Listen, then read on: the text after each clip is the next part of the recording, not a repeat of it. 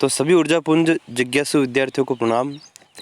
22 अप्रैल 2020 की सामयिक घटनाओं पर हम बात करेंगे। तो पहला बिंदु, एकीकृत कमांडर्स सम्मेलन। तो एकीकृत कमांडर सम्मेलन कहाँ हुआ, क्या है, किस उद्देश्य के साथ हुआ, सभी आयामों पर हम बात करेंगे। ठीक है। तो रक्षा मंत्री की अध्यक्षता में होने वाला ये वार्षिक सम्मेलन है। तो साल में एक बार होता है, रक्षा मंत्री इसकी अध्यक्षता करते हैं। तीनों सेना के वरिष्ठ अधिकारी, तीनों सेना के प्रमुख होते हैं, वरिष्ठ अधिकारी भी इसमें शामिल होते हैं, राज्य मंत्री होते हैं, चीफ डिफेंस स्टाफ भी इसमें शामिल होते हैं। ठीक है। और राष्ट्रीय सुरक्षा सलाहकार भी इसमें शामिल होते हैं। तो राष्ट्रीय सुरक्षा सलाहकार कौन है, आप सभी को पता होना चाहिए, अजीत डोभाल है। रक्षा नीति, रक्षा सिद्धांत, परिचालन चुनौतियों पर विस्तार से चर्चा होती है। इसका उद्देश्य है कि क्यों आयोजित होता है ये, रक्षा नीति, रक्षा सिद्धांत, परिचालन चुनौतियों पर विस्तार से इस पर चर्चा होती है इसमें। ठीक है। तो अभी हम इसके ऊपर क्यों बात कर रहे हैं, है ना, ये हर साल होता है, ठीक बात है, लेकिन अभी हम इस पर क्यों बात कर रहे हैं, क्योंकि 22 और 23 अप्रैल को ये होने वाला था, आज और कल, लेकिन कोविड-19 के चलते इसको स्थगित किया गया है, इसलिए ये चर्चा में आया। ठीक है। तो हर साल लगभग अप्रैल महीने में होगा। ठीक है। तो हर साल ये आयोजित होता है। इसका उद्देश्य मेनली आपको पता होना चाहिए, रक्षा नीति पर की समीक्षा करना और रक्षा के जो सिद्धांत है उनके परिचालन में जो चुनौतियाँ हैं उन पर भी चर्चा करना। ठीक है। अगला मुद्दा है सिविल सेवा दिवस। ठीक है। आज 22 अप्रैल है और 21 अप्रैल को सिविल सेवा दिवस मनाया गया था। ठीक है। क्यों? सिविल सेवकों को नागरिकों के लिए समर्पित और वचनबद्ध करना इसका उद्देश्य है ना। ये किस पर्पज़ के साथ मनाया जाता है, ताकि सिविल सर्वेंट जो होते हैं ना, ठीक है, RS IAS वगैरह और समकक्ष कई पोस्टें होती है वो, तो सिविल सर्वेंट जो होते हैं नागरिकों के लिए उनको समर्पित और वचनबद्ध करना। इस तिथि को स्वतंत्र भारत के पहले गृह मंत्री सरदार वल्लभ भाई पटेल ने दिल्ली के मेटकॉफ हाउस में क्या किया था, प्रशासनिक सेवा के प्रोबेशनरी जो थे, ठीक है, उनको, अधिकारियों को नवनियुक्त, उनको संबोधित करते हुए सिविल सेवकों को कहा था क्या, steel frame of India.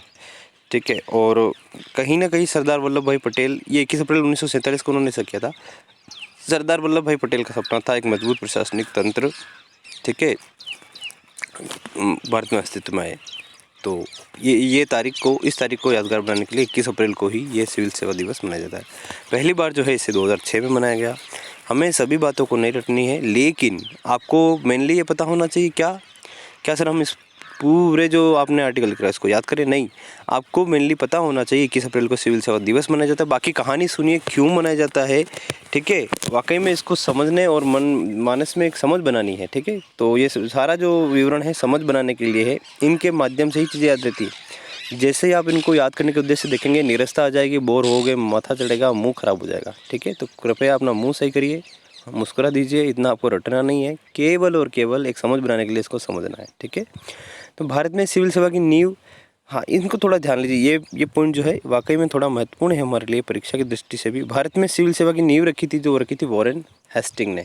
Warren Hasting का नाम जानते होंगे। एक लॉर्ड हेस्टिंग था, अलग व्यक्ति था, एक वॉरेन हेस्टिंग अलग व्यक्ति है। ठीक है। अधीनस्थ सिंधिया वाले ने था लॉर्ड हेस्टिंग। ठीक है। ये वॉरेन हेस्टिंग है। ये वॉरेन हेस्टिंग जो है, ये वॉरेन हेस्टिंग बंगाल के गवर्नर रहे थे वो। ठीक है। तो वॉरेन हेस्टिंग ने भारत में सिविल सेवा की नींव रखी थी, लेकिन चार्ल्स कॉर्नवालिस द्वारा इसमें अधिक सुधार किए गए, इसीलिए भारत नागरिक सेवाओं के पिता, ठीक है, father of civil services in India, इनको कहा जाता है किसको, चार्ल्स कॉर्नवालिस को। नागरिक सेवाओं के पिता किसे कहा जाता है, चार्ल्स कॉर्नवालिस को कहा जाता है। तो कृपया करके ये पॉइंट वाकई में अपने लिए महत्वपूर्ण है, इसको ध्यान रखना है। चलिए, तो इस स्थिति को लोक प्रशासन में विशिष्टता के लिए प्रधानमंत्री पुरस्कार भी दिए जाते हैं सिविल सेवकों को। ठीक है। तो सिविल सेवा दिवस के अवसर पर ही यह पुरस्कार दिया जाता है। कौन सा? प्रधानमंत्री पुरस्कार। ठीक है। तो यह पुरस्कार जिला इकाइयों में सरकारी योजनाओं और नवाचारों को बढ़ावा देने हेतु दिया जाता है। चलो, और शानदार ये विशिष्ट मुद्दा है परीक्षाओं की दृष्टि से, बेली पुल। ठीक है। बेली पुल, बेली ब्रिज, ये कहाँ बना है, क्यों बना है, किस नदी पर बना है, क्या इसकी उपयोगिता है, ये प्रश्न स्वयं से होना चाहिए। ठीक है ना। चलो, तो इसको ध्यान से सुनना। तो BRO, बॉर्डर रोड ऑर्गेनाइजेशन, सीमा सड़क संगठन ने अरुणाचल के ऊपरी सुबनसिरी जिले में, ठीक है, अरुणाचल में एक प्रदेश में जिला है ऊपरी सुबनसिरी जिला, उसमें सुबनसिरी नदी के दोपा रिजों में दोपारी जो भी एक स्थान है, ठीक है, 430 फीट लंबे पुल का उन्नयन किया, जिस पुल का नाम क्या है, बेली पुल नाम है, ठीक है जी। बीआरओ रक्षा मंत्रालय और अरुणाचल प्रदेश की सरकार, इन तीनों के सहयोग समन्वय से बना है। मेनली तो यहाँ पर बीआरओ कहा, तो बीआरओ की मुख्य भूमिका है इसमें, ठीक है। सीमा सुरक्षा संगठन, सीमा सड़क संगठन, इसका काम है सीमा सड़क बनाना। इसकी कई परियोजना अरुणाचल में चल रही है। तो आगे मैं आपको जो मस्त प्रश्न है उसमें डिटेल बता दूंगा वैसे, ठीक है। चलो तो आगे बात करते हैं बीआरओ के, चलो यही सुन लो। बीआरओ के अरुणाचल प्रदेश में जैसे अरुणांक है, ब्रह्मांक है, वर्तक है, उद्देशांक है, तो ये 4 परियोजना चलाता है सड़कें बनाने के लिए, ठीक है। क्योंकि पूर्वोत्तर राज्यों में पहाड़ियाँ हैं और कई दुर्गम इलाके हैं, वहीं चीन के साथ सीमा लगती है अरुणाचल प्रदेश में, तो काफ़ी सारा चुनौती है, ठीक है ना। Line of actual control. तो 24 टन वजन को अपग्रेड करके इसका वजन किया गया 40 टन इस पुल का, ठीक है। भारी वाहन तोपों की आवाजाही सुनिश्चित हो सकेगी अब इस पुल के बनने से। सुबनसिरी नदी पर किया गया, सुबनसिरी पर भी मैं बात करने वाला हूँ। वास्तविक नियंत्रण रेखा जो 34-88 किलोमीटर है। देखो, एक तो आपने सुना होगा जीवन में LOC, ठीक है, लाइन ऑफ कंट्रोल, ठीक है, जो भारत पाक के बीच है, ठीक है ना, 33-23 किलोमीटर। लेकिन LAC, line of actual control, वास्तविक नियंत्रण रेखा, यह है भारत चीन के बीच में और इसकी लंबाई है 34-88, ठीक है। 34-88 में से अकेले अरुणाचल प्रदेश में 11-26 है, 1126 किलोमीटर। 26-11 आप जानते हो आतंकी हमला हुआ था 26-11, लेकिन 11-26 क्या है, 11-26 किलोमीटर अरुणाचल प्रदेश में चीन के साथ लगने वाली सीमा है, ठीक है। तो आगे सुनते हैं। 3000 सैनिकों को आवश्यक, तो उस क्षेत्र में 3000 सैनिकों को आवश्यक वस्तुओं की आपूर्ति हो सकेगी। विवादित क्षेत्रों में त्वरित सैन्य सहायता मदद सुनिश्चित हो सकेगी इस पुल के माध्यम से, ठीक है। तो विवादित क्षेत्रों में 451 गाँवों को वस्तुओं सेवाओं की आपूर्ति भी इस पुल के माध्यम से वाकई में सुनिश्चित की जा सकेगी। तो वाकई में बहुत ज़्यादा काम का ये पुल है, ठीक है। 2017 में जो डोकलाम विवाद हुआ था, तो इस क्षेत्र में संवेदनशीलता बढ़ी थी। डोकलाम विवाद आप जानते हो, डोकलाम विवाद तो आपको पता है, डोकलाम कहाँ पड़ता है, डोकलाम तो वहाँ पड़ता है आपके सिक्किम और भूटान के बीच में, ठीक है। तो डोकलाम विवाद हुआ था, ठीक है। तो और भी बात करते हैं। तो ये है बेली पुल। तो बेली पुल हम समझ गए हैं कि पूर्वोत्तर राज्य जो आप जानते ही हो, ये आपका पूर्वोत्तर राज्य, ठीक है। तो ऐसा मैं बनाने का प्रयास कर रहा हूँ, ठीक है। ये पूर्वोत्तर राज्य जो है, ये चाइना से सीमा लगती है, ठीक है। और अरुणाचल प्रदेश जो आपका ये रहा, ठीक है। तो इसमें ये पुल बना है बेली पुल, ठीक है। और सुबनसिरी नदी, तो सुबनसिरी नदी पर हम बात कर लेते हैं थोड़ी सी। तो सुबनसिरी नदी पर थोड़ी सी हम बात कर लेते हैं। सुबनसिरी नदी क्या है, सुबनसिरी नदी पर हम थोड़ी सी बात कर लेते हैं। सुबनसिरी नदी, ठीक है। तो सुबनसिरी नदी पर हम बात करेंगे। तो एक ब्रह्मपुत्र नदी आती है, ये होकर के ब्रह्मपुत्र जाती है। तो इसमें एक तिब्बत से निकलकर अरुणाचल असम में होती हुई एक नदी गिरती है जिसका नाम है सुबनसिरी, ठीक है। तो ये तो आपकी है ब्रह्मपुत्र, ये है सुबनसिरी। इस सुबनसिरी पर इस क्षेत्र में पुल बनाया गया है, ठीक है, ध्यान रखना, अरुणाचल प्रदेश में। चलो, तो ब्रह्मपुत्र आप जानते ही हो, सांगपो इसको यारलुंग कहते हैं तिब्बत में, जिसका अर्थ होता है शुद्ध करने वाला। मानसरोवर के पास से निकलती है, अरुणाचल प्रदेश में प्रवेश करती है, दिहांग गार्ज बनाती है, अरुणाचल प्रदेश में बहती है, ठीक है। तो अरुणाचल प्रदेश में बहती है, इसको दिहांग कहते हैं। दिहांग इसकी सहायक नदी होती है। असम में इसको ब्रह्मपुत्र कहा जाता है। फिर असम से फिर ये गारो पहाड़ियों के, मेघालय की गारो पहाड़ियों के निकट से ये बांग्लादेश में प्रवेश करती है, जहाँ इसको जमुना कहा जाता है। गंगा मिलती है, गंगा को पद्मा कहते हैं, क्षेत्र में पद्मा कहलाती है। फिर मेघना मिलती है, मेघना कहलाती है, ठीक है। मणिपुर से एक नदी निकल के आती है, बराक, जिसकी मुख्य सहायक नदी मेघना कहलाती है, ठीक है। तो ये है ब्रह्मपुत्र की सहायक नदियाँ, सुन लीजिए, दिहांग, लोहित, मानस, तीस्ता, सुबनसिरी, धनसिरी, पगलादिया, पिथुमारी, जिया बरेली, ठीक है। तो इसमें सुबनसिरी भी थी जिस पर यह पुल बना है। तो ये पुल है आपका। तो हमने बात की बेली पुल पर। चलो, न्यू डेवलपमेंट बैंक, थोड़ी मैं गति पकड़ूंगा, समय ज़्यादा हो गया है।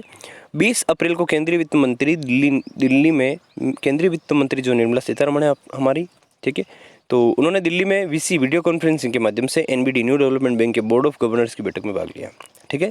तो कोविड-19 के चलते लगभग $5 अरब की सहायता NBD द्वारा दी गई, तो उसकी सराहना हमारी मंत्री जी ने की, ठीक है। और ब्रिक्स सदस्य देशों द्वारा 2014 में ये बैंक स्थापित होता है। तो न्यू डेवलपमेंट बैंक को, और भी अगर मन में कोई प्रश्न उठ रहा है, गूगल कीजिए, पूरा इसको समझ करके फिर आगे निकलना, ठीक है।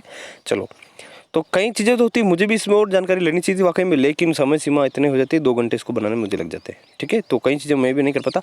आपको जो मन में प्रश्न उठता है उसको खोज करके, लिख करके फिर ही आगे बढ़ना है, समझ करके। ठीक है, तो ब्रिक्स देशों द्वारा, ब्रिक्स जानते हो, ब्राज़ील, रशिया, इंडिया, ठीक है, चाइना और साउथ अफ्रीका। ठीक है, तो ये है ब्रिक्स कंट्रीज़। साउथ अफ्रीका फिर बाद में जुड़ा था। ब्रिक्स कंट्रीज इनके द्वारा 2014 में सभी था। कोविड-19 के चलते इन्होंने क्या किया, $5 अरब की वित्तीय सहायता इस बैंक ने ब्रिक्स राष्ट्रों को, जिसमें से $1 अरब किसको मिलना है, इंडिया को। चलो, तो इसकी सराहना हमारे वित्त मंत्री ने की थी, न्यू डेवलपमेंट बैंक को समझना। चलो, अब बात करते हैं, कुछ और मुद्दे हैं जो संक्षिप्त हैं। ई संजीवनी ओपीडी हिमाचल सरकार द्वारा बनेगी कोविड-19 के लिए। ठीक है, आरपी मतलब है राष्ट्रपति के नए सचिव। आरपी मतलब है राष्ट्रपति के नए सचिव कपिल देव त्रिपाठी बने हैं। ठीक है, संजय कोठारी की जगह। तो कपिल देव त्रिपाठी है असम कैडर के 1980 बेंच के अधिकारी। तो केवल ये ध्यान जरूर रखना है, ये नियुक्ति में महत्वपूर्ण है। ठीक है, तो ये नियुक्ति महत्वपूर्ण है, कृपया करके इसको ध्यान रखना। ठीक है, तो नियुक्ति महत्वपूर्ण, राष्ट्रपति के नए सचिव कौन बने हैं, कपिल देव त्रिपाठी। चलो, वॉइस बैंकिंग किस बैंक द्वारा वॉइस बैंकिंग की सुविधा दी गई है? अभी आईसीआईसीआई बैंक द्वारा। व्हाट्सएप बैंकिंग भी दी गई थी आईसीआईसीआई बैंक द्वारा। ठीक है, तो ये सुविधा दी जा रही है। ठीक है, इसमें एक वाक्य है, इसको ध्यान रख लिए, बैंक विथ देयर वॉइस। ठीक है, @ bank with their voice. High speed magnetic RAM किसने बनाई है? आईआईटी मंडी द्वारा ये हाई स्पीड मैग्नेटिक रैम बनाई गई है। इसकी क्या उपयोगिता है? बिजली जाने पर हम कंप्यूटर में काम करते हैं, आपने देखा होगा, कभी RSAT की हो आपने, तो हम कुछ लिखते हैं, बनाते हैं, तो लाइट जाते ही डिलीट, अगर उसको हम कंट्रोल एस नहीं करें तो। ठीक है, तो अब ये ऐसी रैम है जिसमें वो चीज़ें, हमारी जो सामग्री डेटा है वो डिलीट नहीं होंगे। ठीक है, यह है आईआईटी मंडी द्वारा बनाई गई हाई स्पीड मैग्नेटिक रैम और रैम सभी जानते हैं, तो इस पर हम ज़्यादा चर्चा नहीं करा। 6 अंतर मंत्रालयी टीमों का गठन हुआ। ठीक है, तो ये जो आपको हो सकता है कि ये लेटर अच्छा दिख नहीं रहा हो, तो टीमों का गठन है, ऐसा लिखना चाहिए था मुझे, टीमों का गठन। चलो, तो टीमों का गठन हुआ। केंद्र सरकार द्वारा स्थिति का आकलन और कोविड-19 को प्रभावी ढंग से रोकने हेतु इन टीमों का गठन किया गया है। चलो, तो अब आ चुके हैं हम अंततोगत्वा मस्त प्रश्न पर। 15वें वित्त आयोग पर चर्चा हम कल करेंगे। ये प्रश्न आपके लिए खोजिए, इसको लिखिए कृपया करके। फिर मैं आपको हाथ जोड़कर निवेदन करता हूँ, जितने भी श्रुति पटल मेरे इस निवेदन को सुन रहे हैं, उनको प्रणाम है, और इनको खोजिए। वित्त आयोग को आप खोजेंगे, समझेंगे और लिखेंगे तो आप कितने महान व्यक्तित्व बन जाएंगे। आप कल्पना तो करिए, तो इस कल्पना को साकार भी करिए, खोजिए, समझिए, और समझ करके फिर इसको लिखिए कमेंट बॉक्स में। वाकई में आप एक ज़बरदस्त पर्सनालिटी महीने भर में बन जाएंगे, लेकिन आप ऐसा नहीं कर रहे हैं। 1-2 बच्चे वाकई में कंटिन्यूसली वो कर रहे हैं, उनको तो विशेष प्रणाम, लेकिन जो नहीं कर रहे हैं उनको भी प्रणाम और निवेदन कि आप ऐसा करिए। चलो, कल के प्रश्न पर हम चर्चा करते हैं। कल का मस्त प्रश्न था सिसेरी पुल। तो आपको अरुणाचल प्रदेश में आपको समझ में आ गया होगा कि एक पुल तो अभी बना है, बेली पुल, जो आज हमने चर्चा में लिया। ठीक है, और वही BRO ने ही बनाया है, बॉर्डर रोड ऑर्गेनाइजेशन। तो BRO ने ही, अब सिसेरी पुल पर बात करें। ठीक है, तो BRO ने ही सिसेरी पुल, बेली पुल तो बना दिया, हो गया। अब सिसेरी पुल पे बात करें तो BRO ने ही सिसेरी पुल जो है, कल का मस्त प्रश्न था, सिसेरी पुल अरुणाचल प्रदेश में बनाया है। ठीक है, तो ध्यान रखना, लोअर दिबांग घाटी में बनाया है। तो ठीक है, लोअर दिबांग घाटी में एक नदी है, सिसेरी नदी। ठीक है, तो लोअर दिबांग घाटी में सिसेरी नदी है, उस पर यह पुल बनाया गया है। ठीक है, 200 मीटर लंबा यह पुल है। जोनाई पासीघाट राणाघाट रोइंग सड़क के बीच में बना है। ये क्षेत्र है जोनाई से पासीघाट राणाघाट रोइंग सड़क, ये जो सड़क जा रही है इसके बीच में बना है। ठीक है, जो कि दिबांग घाटी तथा सियांग को जोड़ेगा। दिबांग घाटी जानते हो ना, अरुणाचल, देखो ब्रह्मपुत्र को ही दिबांग कहते हैं एक चीज़, और दिबांग उसकी सहायक नदी भी है, दिबांग लोहित। ठीक है, तो उस क्षेत्र को दिबांग घाटी कहते हैं। ठीक है, तो वहाँ पर दिबांग घाटी और सियांग को जोड़ता है ये पुल।